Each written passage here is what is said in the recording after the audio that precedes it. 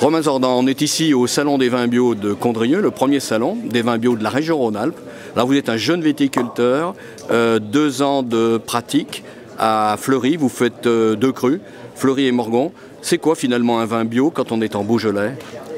Eh ben, un vin bio, quand on est dans le Beaujolais, c'est simple, c'est déjà une méthode de travail respectueuse de l'environnement, tout simplement. C'est-à-dire concrètement, qu'est-ce que vous ne faites pas sans critiquer ce que font vos collègues, que font les autres? C'est-à-dire la machine passe, il y a plein de nuages là avec des pesticides, comment ça se passe?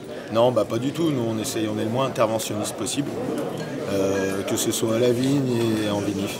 Tout simplement en se disant que la nature est capable de nous apporter, nous apporte ce qu'elle nous apporte et à nous de nous adapter. Ben, on sait quand même que dans la vigne... trafiquer pour finalement un résultat qui est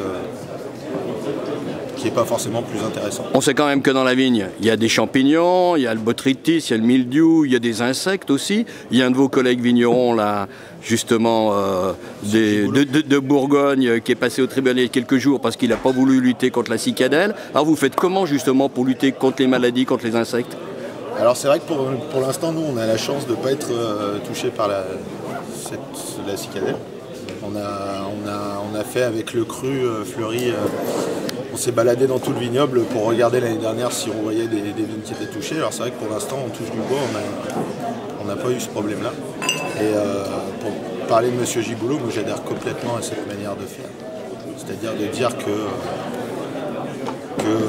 que finalement, c'est quand même dommage d'aller détruire tout un écosystème en passant des produits qui ne sont pas forcément efficaces. En tout cas, leur efficacité reste à prouver.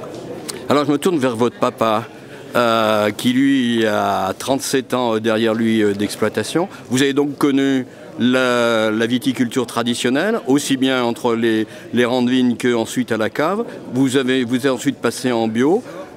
Un vigneron, c'est quelqu'un qui doit vivre quand même de son travail. Est-ce qu'on arrive à vivre de son travail quand on fait des vins bio?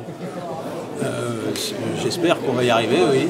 Bon, il y a des années plus compliquées que d'autres. C'est compliqué pour tout le monde actuellement en France. Il n'y a pas de raison que ça ne soit pas pour nous. Notre démarche bio, justement, c'est pour garder une identité. Voilà. La démarche bio de la culture s'accompagne de vinification qui nous sont un peu propres. Et essayer de garder une identité et revenir à des produits purement terroirs. Pour vous qui avez fait ce cheminement, et on va parler du côté du consommateur, parce que le vin, ça doit être aussi un plaisir, quelque chose qui accompagne notre alimentation, qu'on boit par plaisir avec des amis. Qu'est-ce qui change entre un vin qui n'était pas bio avant et un vin qui est bio aujourd'hui? Alors, au goût, au palais, à... On ne peut pas dire qu'il y a des gros changements. Il y a des changements au niveau des... je pense que c'est un plus qualitatif. On a un côté terroir qui est plus prononcé. Du fait des vinifications et du fait du travail du sol surtout. Et après, j'ai pratiquement pas changé de clientèle. La clientèle que j'avais jusqu'à maintenant, elle m'a suivi parce que c'était une démarche qui était lente. On a mis 20 ans pour arriver à faire du beau. Et donc la clientèle m'a suivi et a continué à apprécier mes vins puisque c'est toujours votre clientèle. Pour la santé du consommateur et pour la santé aussi du viticulteur, parce qu'on sait aussi aujourd'hui qu'il y a des viticulteurs qui sont atteints de cancer, en particulier la prostate, à cause des produits phytosanitaires. Qu'est-ce que ça change pour la santé et du consommateur et du vigneron? Alors, moi, je n'ai pas tous les éléments pour vous répondre, hein. J'ai pas je ne peux pas vous donner de chiffres. Je pense que déjà, c'est satisfaisant. Je suis grand-père, j'ai ma petite fille qui vient courir dans les vignes. Elle peut venir, je suis tranquille, elle peut mettre les mains dans la terre. Ça change, on préserve quand même l'environnement.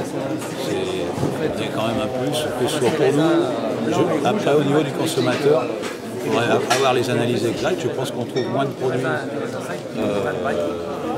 dans nos vins que dans des vins non bio. Non, voilà, j'espère du moins.